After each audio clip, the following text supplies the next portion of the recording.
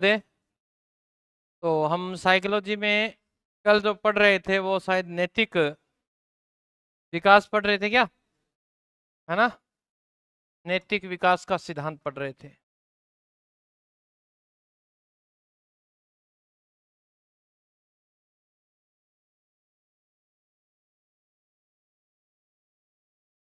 और नैतिक क्या करवा दिया था नैतिक विकास के सिद्धांत? अच्छा, कारक करवाने थे, ठीक है। तो नैतिकता को जो चीजें प्रभावित करेंगी, सबसे पहले अगर बात करें तो मूल प्रवृत्तियां करेंगी। मूल प्रवृत्तियां जो पूर्व में आपको कराई जा चुकी हैं। दूसरा आपको करेगा संवेग, क्योंकि प्रत्येक मूल प्रवृत्ति के साथ एक संवेग जुड़ा होता है। तो ये चीजें आपको प्रभावित करती है आपकी नैतिकता को, क्योंकि आपके संवेग अगर क्रोधी प्रवृत्ति के हैं तो फिर आपका व्यवहार भी कैसा होगा? क्रोध होगा। और उसमें नैतिकता आएगी क्या? नहीं आएगी। तो ये चीजें क्या करेंगी? प्रभावित करेंगी। नंबर 3 की नंबर बस यार, नंबर 3 की बात करें, स्थायी भाव। ये भी आपके नैतिक विकास को प्रभावित करेंगे। नंबर 4 की बात करें, आदतें, हैबिट्स। ये भी आपकी नैतिक, जैसे हम बात करें हैबिट्स की, कईयों को लेट उठने की आदत होती है ना? और बुजुर्ग जो लोग होते हैं वो क्या कहते हैं, सुबह जल्दी उठना चाहिए, मंदिर जाना चाहिए, सुबह स्नान करना चाहिए। तो फिर नैतिकता वहां क्या हो रही है आपकी? खत्म हो रही है ना। उनकी नजरों में आपका जो चरित्र है वो डाउन हो जाएगा। तो ये आदतें भी क्या करती हैं? प्रभावित करती हैं। फिर 5 की बात करें, वंशानुक्रम, आनुवंशिकता भी बड़ी प्रभावित करती है। जैसे अब कई काम ऐसे होते हैं जो सुबह जल्दी करने होते हैं, जैसे ब्राह्मण का, पंडित का जो काम होता है, मंदिर को सुबह 4 बजे खोलना होता है। तो उनके परिवार में लगभग सारे 4 बजे के आसपास उठ जाते हैं, क्यों? सारे स्नान वगैरह करते हैं। वंश का प्रभाव पड़ता है। अब कईयों का काम ही 10 बजे शुरू होते हैं, तो वो सुबह 5 बजे उठ के क्या करें? ठीक है, तो ये बातें। फिर अगर बात करें नंबर 6, परिवार का प्रभाव। ठीक है, परिवार का प्रभाव, ये भी आपकी नैतिकता को क्या करते हैं? प्रभावित करते हैं। और उसके बाद में आप लिखिएगा, क्या रह गया? 7, शिक्षक। ठीक है, 8वां, वातावरण। ये तो सबसे बड़ी भूमिका निभाता है, कौन सा?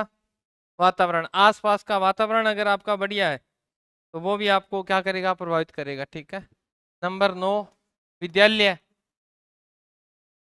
विद्यालय अंग्रेजी मीडियम के हैं तो आपकी सोच वैसी होगी, हिंदी मीडियम के तो अलग होगी, इंग्लिश मीडियम के तो अलग नैतिकता का विकास आएगा। क्या सही बात है? जैसे आप कभी संस्कृत के विद्यालय में जाना, आपको ऐसा फील होगा कि हम तो कोई दूसरी दुनिया में आ गए होगा, क्योंकि वो करेंगे सुप्रभातम, नमस्कारम, इस तरह से उनकी क्रियाएं होंगी, पैरों के हाथ लगाएंगे। इंग्लिश स्कूल में जाना, कहेंगे हाय, हेलो, ये गुड मॉर्निंग, ये चीजें चलती हैं। तो ये सब चीजें क्या है? किसका प्रभाव है? विद्यालय का बड़ा प्रभाव रहता है। उसके बाद में आपका जो ग्रुप है ना, आपने आने के बाद ग्रुप बनाया ना, साथी समूह है। इस क्लास में आने के बाद भी आपने ग्रुप बना लिया, किस वजह से? अपने विचारों की वजह से। तो साथी समूह का प्रभाव पड़ता है नैतिकता पे। आपने जब एडमिशन लिया तब हो सकता है कोई 2 जने आए हों, परंतु सभी अकेले अकेले आए होंगे। धीरे धीरे बाद में आपने अपने विचारों वाले आदमी को ढूंढा और क्लास में आप उसी के पास बैठने लग गए। ये क्या है? नैतिकता ही तो है। वो आपसे प्रभावित हुआ और आप उनसे। सबसे ज्यादा तो प्रभावित करती है हमें आजकल के जमाने में, कौन करता है?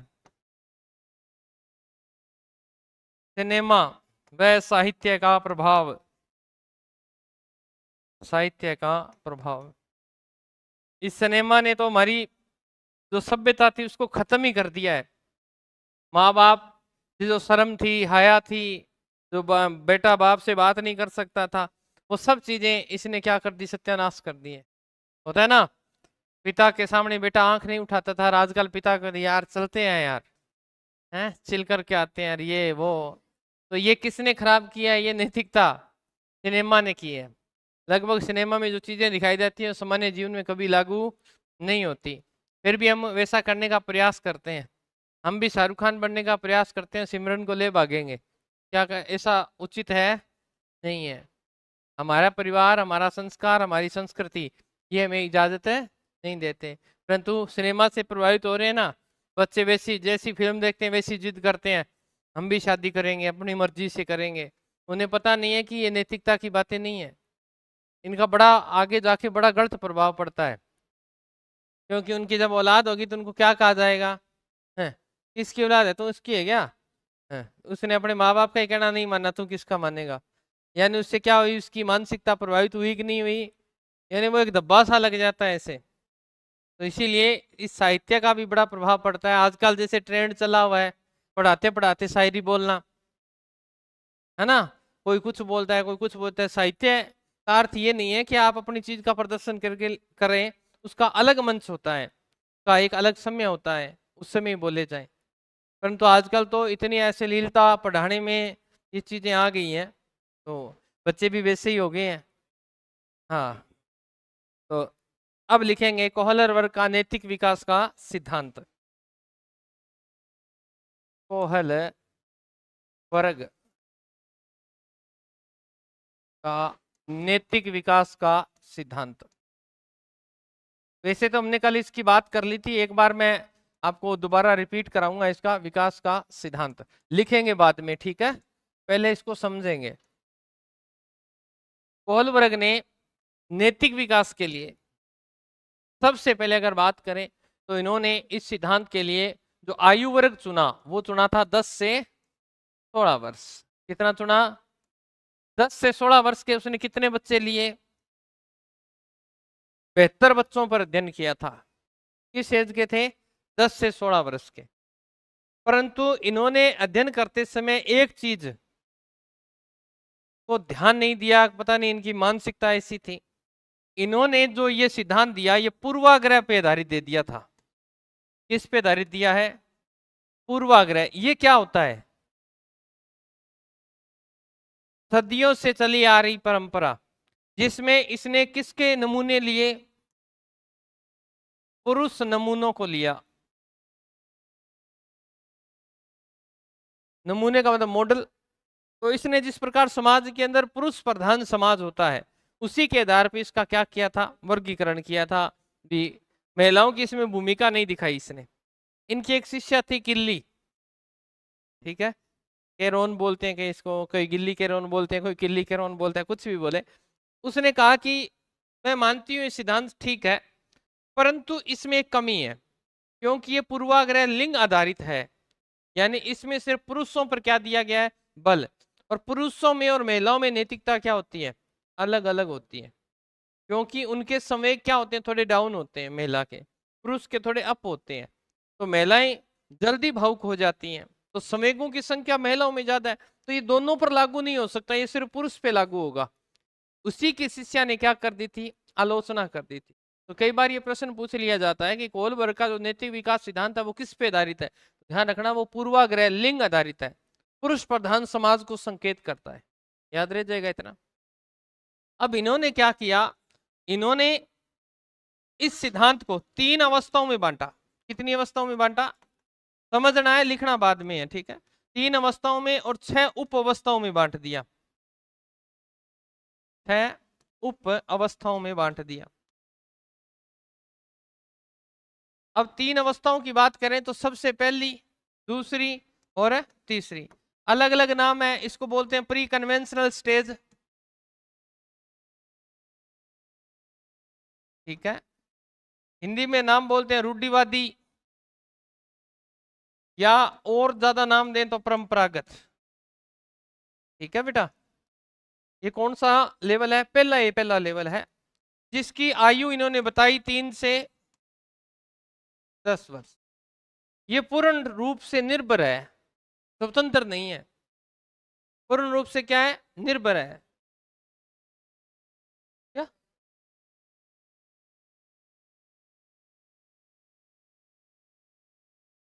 हाँ अच्छा, सॉरी, हाँ हाँ, पूर्व तो लगा लेना आप,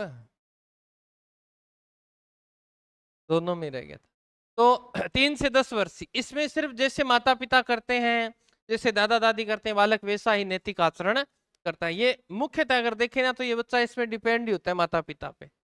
अब दूसरी जो है जहां से इन्होंने अपना वर्गीकरण शुरू किया वो था कन्वेंशनल स्टेज, हम कह सकते हैं रूढ़िवादी या परंपरागत, ठीक है, या क्या कह सकते हैं परंपरागत। इसके अंदर इन्होंने कितनी अवस्थाएं बताई हैं? 2 बताई हैं। कौन सी बताई वो हम आगे जिक्र कर लेंगे। इसके अंदर भी कितनी बताई हैं? 2 बताई हैं। और इसकी एज बताई है 10 से 13 वर्ष। इस अवस्था में बालक अपने आसपास के वातावरण को देखता है, संस्कृति को देखता है, विद्यालय का प्रभाव पड़ता है, समाज का प्रभाव इस पे पड़ता है। तो समाज में जिस प्रकार की नैतिकता की बातें होती है, नैतिक गतिविधियां होती है, उन्हीं के अनुसार क्या करता है ये कार्य करता है। और लास्ट में आती है पोस्ट कन्वेंशनल, पोस्ट स्टेज, या इसे हम कह देंगे पश्च रूढ़िवादी या फिर पश्च परंपरागत। आयु कितनी हो जाएगी? 13 से 16 वर्ष। इसके अंदर बालक में नैतिकता तो विकसित होती है, वो देश के अंदर, संस्कृति के अंदर, अपने परिवार के अंदर सब चीजों का क्या करता है? अवलोकन करता है। परंतु फिर उन्हीं चीजों को अपनाता है जो उसको क्या लगे, अच्छी लगे। यहां बालक अपने स्वयं के मस्तिष्क का क्या करता है? उपयोग करता है, काम में लेता है कि कौन सी चीजें अच्छी हैं और कौन सी चीजें अच्छी नहीं है। तो इसमें भी इन्होंने कितनी अवस्थाएं बता दी हैं? 2 बताई हैं। अब इसी का ध्यान रखना, इसी क्षेत्र में एक व्यक्ति आता है, कौन? जीन प्याजे। अब आपने जीन प्याजे को सिर्फ संज्ञानात्मक रूप में पढ़ा होगा, परंतु जीन प्याजे ने सबसे पहले अगर बात करें संज्ञानात्मकता से पहले ही कौन सा सिद्धांत दिया था? नैतिकता का सिद्धांत दिया था। और इसके अंदर इन्होंने सिर्फ 2 ही अवस्थाएं बताई हैं। क्या बताई हैं? 2। हम पढ़ेंगे कौन कौन सी अवस्थाएं हैं। तो ये मुख्य बिंदु रहेंगे आज तक, अब जो आज हम क्लास में पढ़ेंगे उनके। तो सबसे पहले आप लिखें कोहल वर्ग का नैतिक विकास का सिद्धांत। और इनकी पुस्तकें हैं the philosophy of the psychology, ठीक है। लिखें, इंग्लिश में लिखो या हिंदी में लिखोगे? इंग्लिश में, तो फिर मैं भी यहाँ लिख दूं थे, लिख लियो द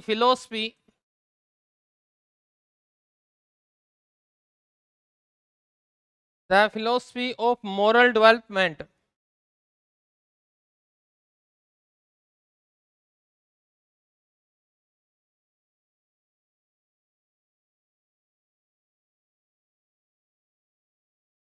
पहली पुस्तक थी इनकी। दूसरी सेम की सेम ही है, दी, या द बोलते हो क्या आप उसे? द बोलते हो कि दी बोलते हो? दा होता है, चलो कोई बात नहीं। द साइकोलॉजी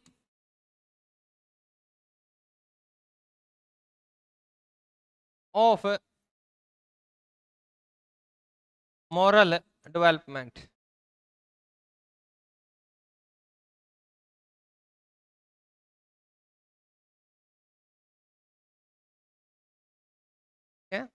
इसमें लिखेगा कोहल वर्ग ने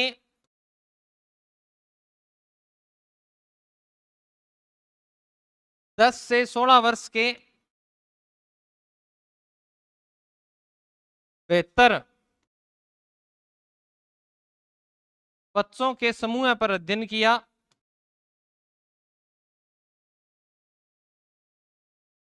समूह पर अध्ययन किया।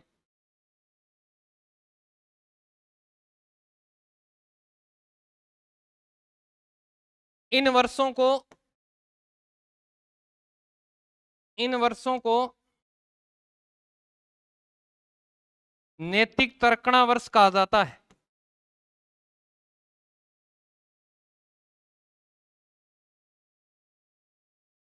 आपको पूछ सकता है नैतिक तर्कणा वर्ष कौन से होते हैं, तो आयु वर्ग याद रखना है 10 से 16 वर्ष। ओके, अब आईएमपी लगा लेना भाई, वेरी वेरी इंपॉर्टेंट।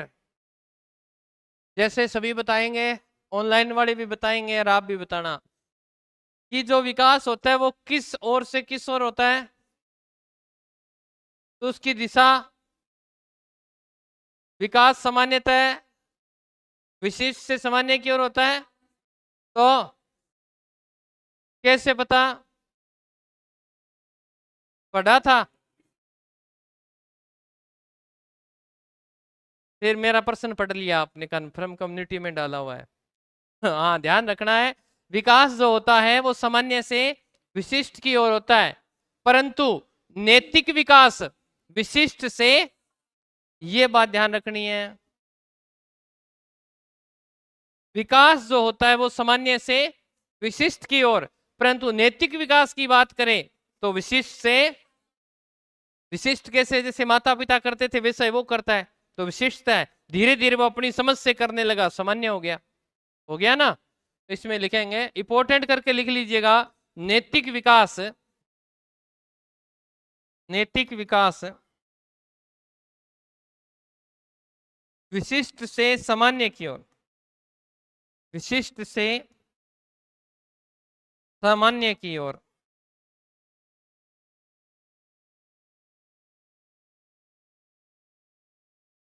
होता है।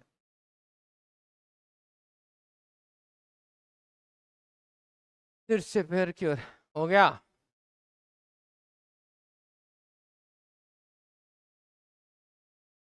तो ये जरूर प्रश्न पेपर में आएगा, ये बात ध्यान रखनी है। तो ये विकास सिंपल पूछे तो मैंने आपको ट्रिक बताई थी, सीधा विकास पूछे तो विकास से सामान्य की ओर। अगर वो नैतिक विकास की बात कर रहा है तो फिर उल्टा हो जाएगा, विशिष्ट से। तो ऐसे प्रश्नों को याद रखा करो, है ना? तो डेली ऐसे प्रश्न डालते भी हैं, ऐसे आपको पूछते भी हैं, तो उनके उत्तर दिया करो, ठीक है ना? अगर गलत आए तो गलत भी दे दिया करो, कोई बात नहीं है। तो लिखें, कोहल वर्ग, कोहल वर्ग ने 3 स्तर, अब ध्यान रखना ये प्रश्न 3 स्तर बताए हैं, 3 स्तर व 6। अब ये प्रश्न मैं 2-4 दिनों में पूछूंगा और फिर उड़ जाओगे तुम। 3 स्तर और 6 अवस्थाएं बताई हैं, और ऑप्शन में देंगे, इसको घुमा घुमा कर बताई गई है, बताई हैं। तो ध्यान रखना, वो पूछेगा अवस्थाएं कितनी हैं, आप उत्तर करोगे 3। वो 3 तो क्या है, लेवल है। अवस्थाएं तो कितनी हैं, 6। याद कर लोगे ना? चलिए, बहुत बढ़िया बात, मुझे पता है आप कर लोगे। जो निम्न प्रकार से हैं, जो निम्न प्रकार से हैं।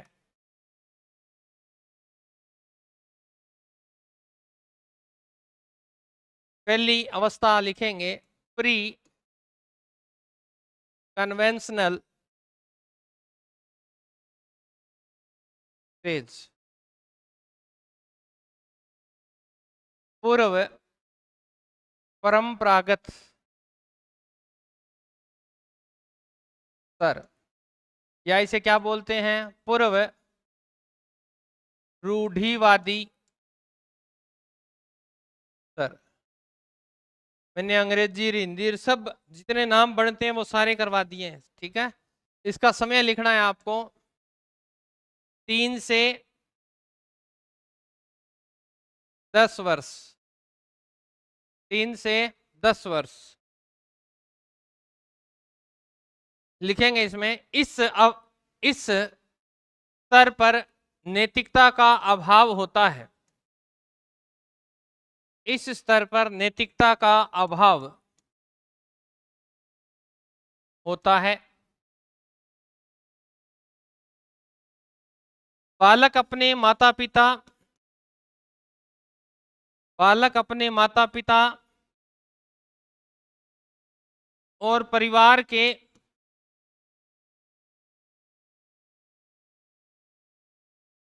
वयस्क, परिवार के वयस्क सदस्यों से, सदस्यों से नैतिकता की बातें सीखता है। माता पिता और परिवार के वयस्क सदस्यों से नैतिकता की बातें सीखता है। यह नैतिक अवस्था का, यह नैतिक अवस्था का निम्न स्तर है, यह नैतिक अवस्था का निम्न स्तर है। अब यहां आप लिखेंगे, इस स्तर में दो अवस्थाएं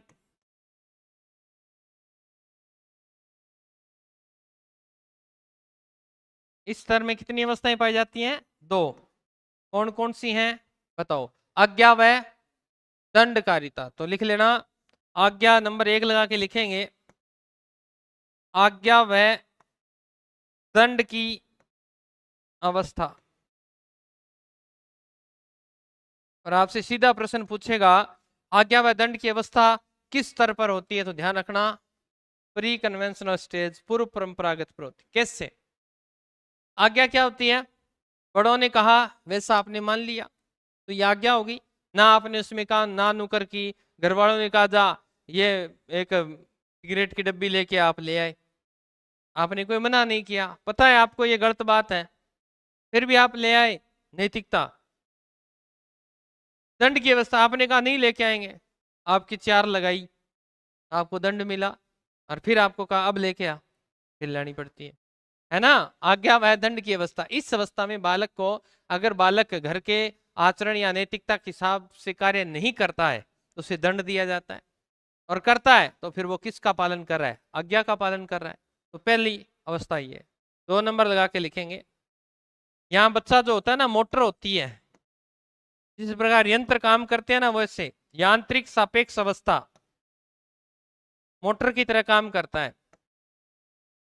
जैसे कोई कंप्यूटर हो, कह दिया उतना ही काम करेगा। यांत्रिक सापेक्ष अवस्था, इसी को हम कह सकते हैं सुखवाद की अवस्था। अलग अलग पेपरों में अलग अलग नाम से पूछा गया इसे की अवस्था। इसी अवस्था में आती है अहंकार।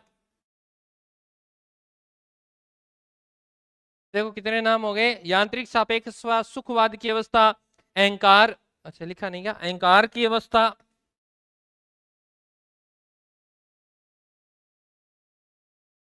ये तो समझ में आ गया। जिस प्रकार बटन दबाने से पंखा चल जाता है, उसी प्रकार बच्चे को आदेश देने से बच्चा कार्य करने लग जाता है, तो यंत्र की तरह कार्य करता है। सुखवाद की अवस्था, बालक इस अवस्था में क्या प्राप्त करना चाहता है? सुख। कि आपका कार्य जब करेगा तो आप उसे कुछ ना कुछ प्रलोभन देंगे, लालच देंगे, जा बेटा दुकान से जा, ये चीज ले आ, 1 रुपए की टॉफी खा लेना, है ना? आजकल तो नहीं रहा 1 रुपए वाला जमाना। अहंकार की अवस्था, बालक में अहंकार, तो ये काम कौन करेगा, मैं करूंगा, जिद भी करता है। यहाँ पे देख लेना, बेटा खाना खा ले, नहीं खाऊंगा, फिर इलाज करना पड़ता है, उसको गोली देनी पड़ती है खाने वाली, तो हाजमा ठीक होता है फिर, है ना? तो ये अहंकार की अवस्था भी होती है। तो ये पहली अपनी जो स्तर था वो हमने पढ़ लिया। दूसरा लिखेंगे कन्वेंशनल स्टेज, नाम आप लिख लीजिएगा परंपरागत या रूढ़िवादी स्तर।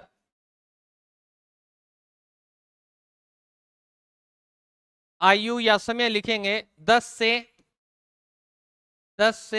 13 वर्ष।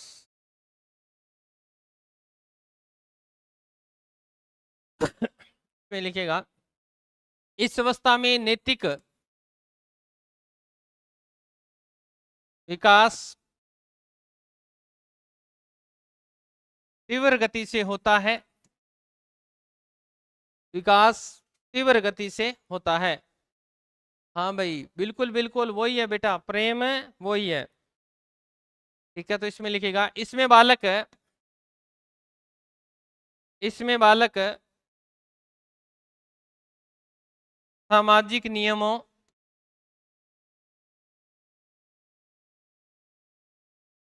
यानी समाज के अंदर क्या नियम चल रहे हैं, समाज के अंदर क्या नियम चल रहे हैं, सामाजिक नियमों व मानदंडों के अनुसार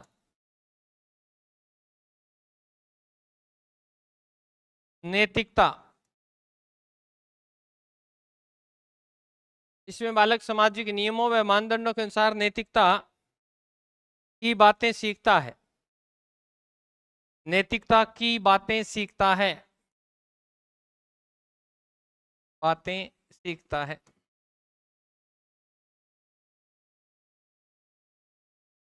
इसमें भी कितनी अवस्थाएं हैं? दो। तो लिखेंगे दो अवस्थाएं कौन कौन सी हैं, देखो।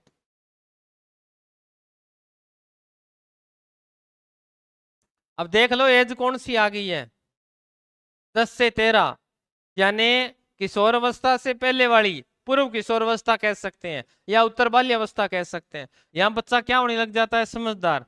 तो ये प्रश्न बहुत बार पूछा जाता है, उत्तम लड़का, good boy and good girl, उत्तम लड़का उत्तम लड़की, ओ सॉरी लड़की लिख दिया क्या पहले, चलो कोई बात नहीं, सही कर लेना है। उत्तम लड़का, लड़का पहले आएगा लड़की बाद में आएगा, क्योंकि ये हिंदी का नियम है। माता पिता में माता पहले आती है, स्त्रीलिंग बाकी सारों में पहले। तो लिख लेना उत्तम लड़का, उत्तम है लड़की। Good girl and good boy होता है क्या इस अवस्था में? बालक है वो सामाजिक कार्य, वो नैतिकता भरे कार्य बहुत ज्यादा करता है, क्योंकि वो समाज में क्या चाहता है कि लोग उसकी प्रशंसा करें, उसके चरित्र का विकास हो।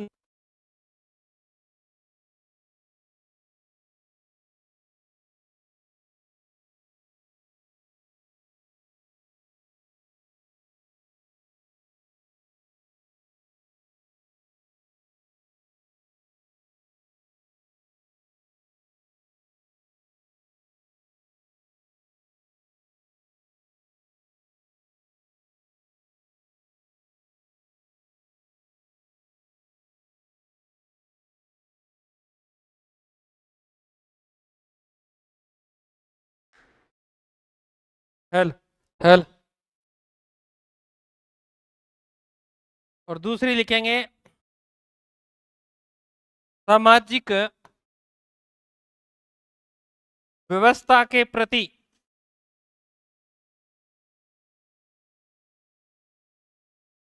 सम्मान की अवस्था।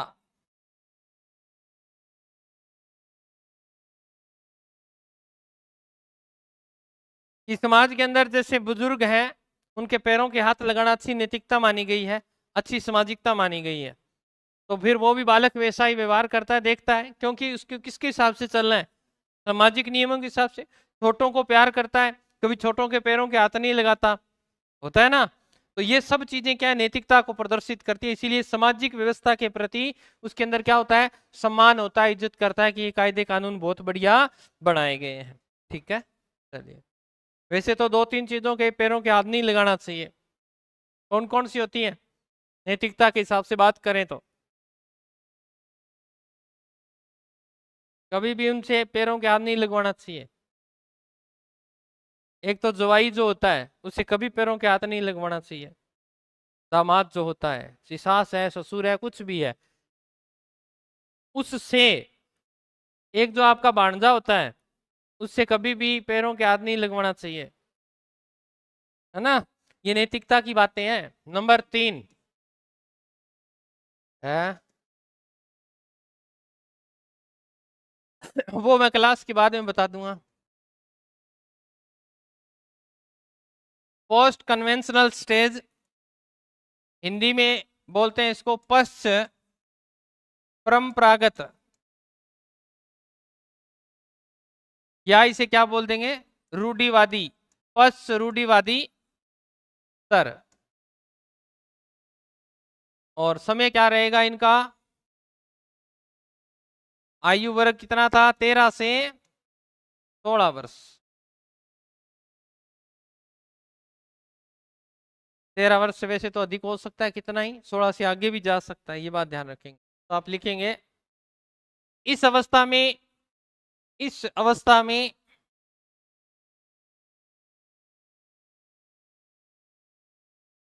नैतिक विकास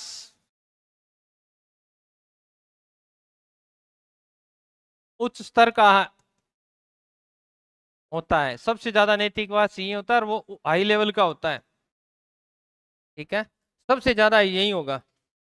तो यहाँ क्या समझेगा? यहाँ बालक समझने लगे तो बालक समाज, बालक समाज, देश, संस्कृति। आपके तो नहीं लगती ना कला संस्कृति? क्या लगती है? लगता है कल्चर क्या? बालक समाज, देश, संस्कृति के बनाए गए बनाए गए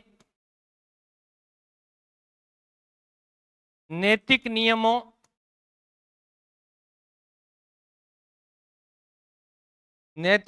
का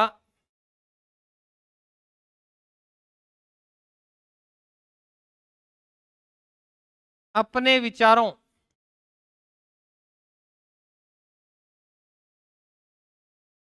नैतिक मूल्यों का मूल्यांकन कर अपने विचारों को संशोधित संशोधित कर अनुकरण करता है।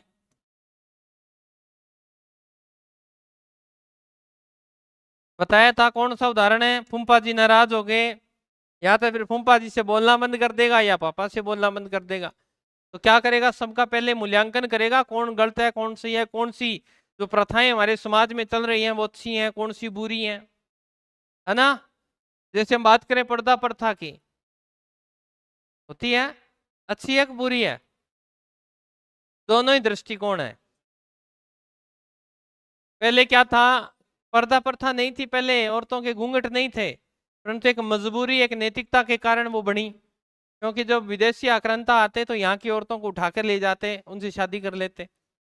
फिर उन्होंने क्या किया? पर्दा निकालना शुरू कर दिया, घूंघट, और बाद में वही प्रथा बन गई। अब घूंघट में होता है दिखती नहीं कैसी है, तो फिर कैसे उठा के लेके जाए, है ना। तो इसके संदर्भ में वैसे देखें तो बहुत, वैसे तो एक ये भी फैक्ट है, एक पुरानी अगर इतिहास की बात करें तो वहां नैतिकता की अलग बात बताई गई है कि पर्दा प्रथा के पीछे अलग फैक्ट था। क्योंकि समाज के अंदर वैश्याएं रहा करती थी, तो उन्हें जिस जैसे समाज में रहते थे वहां आने का अधिकार नहीं था।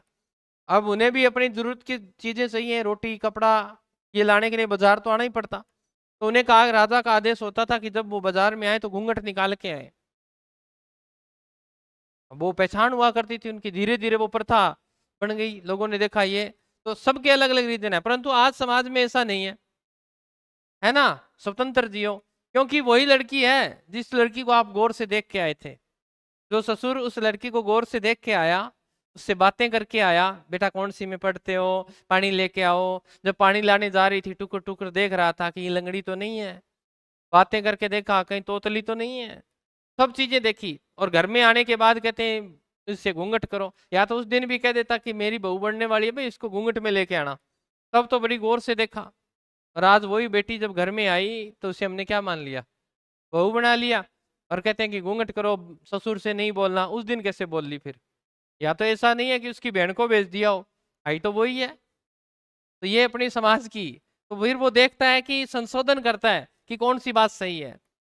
अगर बाप अगर बाप देख के आया तो फिर उसके बाप माने ना बेटी को, और बेटी कभी बाप से घूंघट नहीं करते। तो ये क्या संशोधन करने योग्य वस्तु होती है जब व्यक्ति का माइंड चलता है। तो यहाँ वो क्या करता है? नियमों को देखता है, ये नियम अच्छा है कि नहीं है, ये सब चीजें देखने के बाद वो अपनी मन के भाव देता है। तो इसमें भी कितनी अवस्थाएं बताई गई हैं? 2 अवस्थाएं बताई गई। नंबर 1, राम राम गुरु जी, राम राम भाई।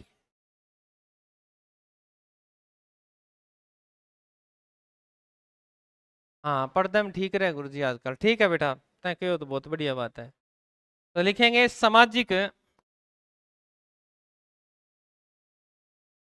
समझौते की अवस्था, सामाजिक समझौते की अवस्था। यहाँ क्या कर रहा है देखो, सामाजिक समझौता कर रहा है। इसका एक बार प्रश्न पूछा गया कि एज कितनी हो सकती है, तो ध्यान रखना एज कितनी करनी है यहाँ पे 12 से। यहीं से बालक समाज से क्या करने लग जाता है? समझौता करने लग जाता है। समाज कहता है आपको इस तरह से चलना है, फिर वो उसी तरह से व्यवहार करता है। तो ये आप ध्यान रखेंगे। और अंतिम में बालक अपने निर्णय खुद ले रहा है ना, तो इसे बोल देंगे आंतरिक विवेक की अवस्था। आंतरिक विवेक यानी समझ की अवस्था, आंतरिक विवेक की अवस्था। इसमें व्यक्ति खुद विश्लेषण करता है कि कहाँ कौन गलत है, किस प्रकार है, ये प्रथा चलनी चाहिए, ये नैतिकता की बात अच्छी है, ये नैतिकता की बात बुरी है ना। ये सब चीजों का अध्ययन कहाँ होता है? इस अवस्था के अंदर। कौन सी? आंतरिक विवेक की अवस्था। तो ये आपके प्रश्न थे, यहां से प्रश्न आपको पूछेगा नैतिक विकास से। अब लिखेंगे महत्वपूर्ण तथ्य जो मैंने आपको पूर्व में बताए थे। इसके क्या पढ़ने अपने को महत्वपूर्ण तथ्य।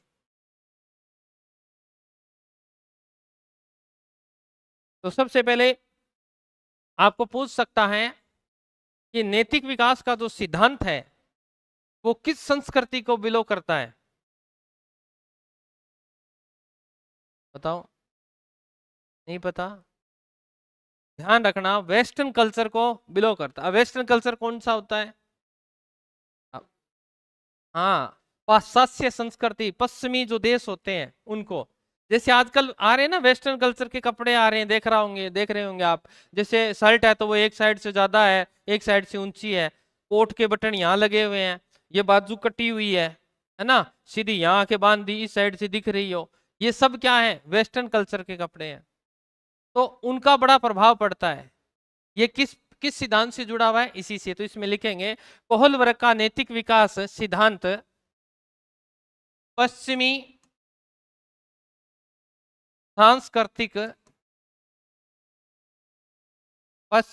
सांस्कृतिक वेस्टर्न कल्चर जिसे लिखना चाहो तो पश्चिमी सांस्कृतिक पूर्वाग्रह पर आधारित है।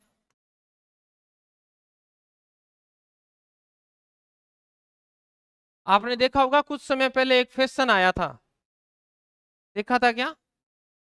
वो लड़कियों के यहाँ इतना गोल कट पूरा कुर्ता बना हुआ है और यहां से इतना, वो मजबूरी में आया था परंतु इन्होंने अपना लिया। उसके पीछे का रीजन नहीं देखा, क्या था वो? क्या हुआ, किसी दर्जी से वो कुर्ता जल गया प्रेस करते समय। उस दर्जी ने क्या किया कि इतना महंगा सूट है, तो उसने क्या किया, यहाँ से उसको पाइपिंग लगा के और बढ़िया सा यहाँ तैयार कर दिया एक घोड़े से दोनों से। कहा कि ये क्या कर दिया? इसका डिजाइन है मैडम, आप पहन के देखो। दर्जी ने अपनी बचत की, उसने पहना, दूसरी ने देखा, अरे वाह ये ठीक है। अरे मेरे को ये समझ में नहीं आ रहा ये किस काम आ रहा था यहाँ पे। और ये प्रकृति को आपने संदेश दिया कि हमने तो यहाँ से उगाड़ लिया है, तो भगवान ने भी आपके बारे में सोचा। फिर भगवान ने फिर कोरोना जैसी बीमारी आपको दी, क्योंकि इंजेक्शन फिर कहाँ लगता था? दिया ना आपको। प्रकृति सब चीजें नोट करती हैं, ये ध्यान रखना। आप पहले से संकेत दे रहे हो कि यहाँ हमारे कुछ करो, तो फिर ठोका इंजेक्शन, ये लो। आपने भी फैशन किया था, आपने अपने छोटे भाई की पैंट पहनी, छोटे भाई ने बड़े भाई की पैंट पहनी, है ना। ऐसी पैंट जो यहाँ तक जोड़ी लटका करती थी उसकी, ऐसे लगते थे पड़ेगी अभी गिरेगी। आई थी कि नहीं आई थी? और अभी आप देखो एक वो पैंट आई है घाघरियो सो, क्या बोले मैंने, प्लाजो के। पहले लड़कियों में वो आदमियों का पजामा था, वो लड़कियों ने अपनाया, प्लाजा कहलाया। अब प्लाजे के बाद वापिस लड़कों के पास आई है, वो आई है ना खुली खुली पैंट, ऐसे लगता है कि पता नहीं कहां से लेके आया है। तो ये सब क्या है? वेस्टर्न कल्चर है और पूर्व सांस्कृतिक पूर्वाग्रह है। ओके, बिल्कुल बेटा, थोड़ा ज्ञानी टाबर बैठे भाई ऑनलाइन में तो है। तो लिखें सिद्धांत यह सिद्धांत लिंग पूर्वाग्रह पर आधारित है, लिंग पूर्वाग्रह पर आधारित है। और लिंग तो जानते हो ना, जेंडर, लिंग पूर्वाग्रह पर आधारित है। इनकी शिष्या थी कौन है? कैरोल गिन्नी। और गिन्नी कपिल शर्मा की मैडम का नाम भी है ना। कैरोल गिन्नी ने कोहल वर्ग के नैतिक विकास के सिद्धांत को कैरोल गिन्नी ने कोहल वर्ग के नैतिक विकास के सिद्धांत को केवल पुरुष नमूनों पर आधारित बताया है, नमूनों पर आधारित बताया है।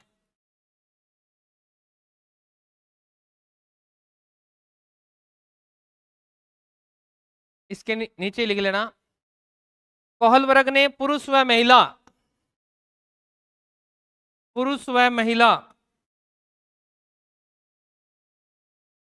की नैतिक तर्कणा में अंतर ही नहीं किया है। किसने कहा ये? केरोल गिन्नी के विचार हैं ये, तभी तो इसके नीचे लिख दिया। तुरंत होता नहीं, महिलाएं बड़ी सेंसिटिव होती हैं, बड़ी फीलिंग्स को समझती हैं। कही उसका मेरे पर की बॉडी हुआ जाने ना, हाँ ठीक है। तो बाकी भांप लेती हैं पहले ही हर चीज को, भविष्यवाणी कर देती है, और भविष्यवाणी सही होती है। आप अंदर बैठे हो, ठीक है, तुरंत आएगी भाग के। आप बैठे हो तो आंधी आने वाली है, कपड़े उतार के लाओ।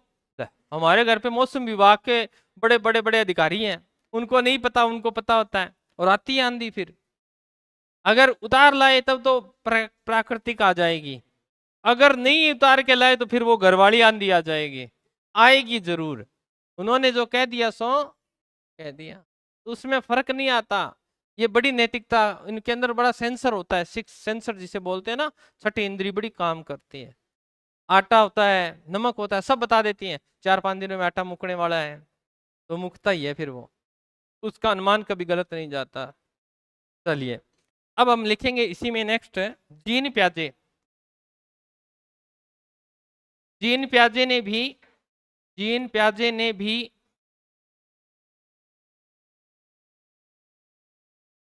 ना, नैतिकता का ही चल रहा है, इसी में लिखना है। जीन प्याजे ने भी नैतिक विकास, नैतिकता की दो अवस्थाएं, दो अवस्थाएं बताई हैं। सीधा सा है, बहुत इजी है ये तो। प्रायिकता, नैतिकता की अवस्था, यानी जब हम दूसरे की बातों को फॉलो करते हैं तो प्रायिकता होगी ना, खुद से नहीं करते, दूसरों को देखकर काम करते हैं, तो प्रायिकता यानी दूसरों को देखकर काम करते हैं। तो ये एज कौन सी होती है बेटा, ये एज बताएगा, ध्यान रखिएगा, 2 से 7 वर्ष। यहां बालक दूसरों की नैतिकता को देखता है, उसी के अनुसार कार्य करता है। एक फिर खुद करेगा, खुद करेगा तो हम क्या कह देंगे, स्वायत्ता, स्वयं, स्वायत्ता, नैतिकता की अवस्था, नैतिकता की अवस्था। यहां बालक स्वयं अपना कार्य करना प्रारंभ कर देता है।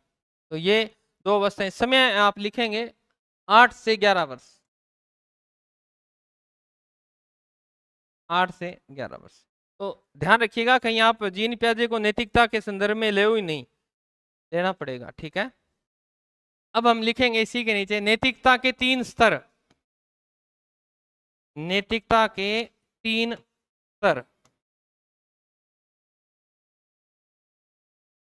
जैसे कर्मकांड के कितने थे, 3 थे, वैसे नैतिकता के भी 3 है। नंबर 1 नैतिक यथार्थता। यथार्थता क्या होती है, रियलिटी, वास्तव में नैतिकता क्या है ना, अच्छे काम कौन से हैं जो करने चाहिए, हकीकत में जो करने चाहिए वो। दूसरा लिखेंगे नैतिक, यथार्थता के बाद नैतिक है समानता, हम किसी को देखकर भी काम करते हैं। और तीसरा है नैतिक सापेक्षता, दोनों पक्षों को देखते हैं, नैतिक सापेक्षता, दोनों पक्षों को सकारात्मक नकारात्मक पहलू को देखने के बाद किसी एक को अपना लेते हैं। तो संवेग जो होते हैं वो कैसे होते हैं, बुद्धि प्रधान होते हैं क्या, संवेग क्या भावना प्रधान होते हैं, ठीक है। संवेग हमेशा क्या होंगे, याद रख लेना, संवेग हमेशा ही क्या होते हैं, भावना प्रधान होते हैं। ये एक्स्ट्रा ज्ञान जो हम देते हैं ना लास्ट में, एक एक दो दो शब्द पकड़ लिया करो। और संज्ञान क्या होता है, ज्ञान कह दो या बौद्धिक प्रधान होते हैं, दोनों चीजें याद कर लेना इसको, ठीक है। संज्ञान क्या होता है, ज्ञान कह सकते हो, बौद्धिक प्रधान कह सकते हो, ओके। चलिए लिख लिया ना, जल्दी लिखा करो। हाँ भाई ऑनलाइन वालों, किसी को कोई दिक्कत है तो आपको प्रश्न अगर इससे पूछना है आपने नैतिक विकास से, तो आप पूछ सकते हैं। प्री कन्वेंशनल में विकास तेज गति से होता है, जी हाँ, किसने बताया तेरे को, बिल्कुल निम्न स्तर होता है प्री कन्वेंशनल में। जो सीधा कन्वेंशनल है वहां पे विकास, नैतिक विकास जो होता है वो बड़ी तीव्रता से होता है, वहां सीधा विकास बड़ी तेज गति से होता है। नैतिक विकास की बातें चल रही है बेटा।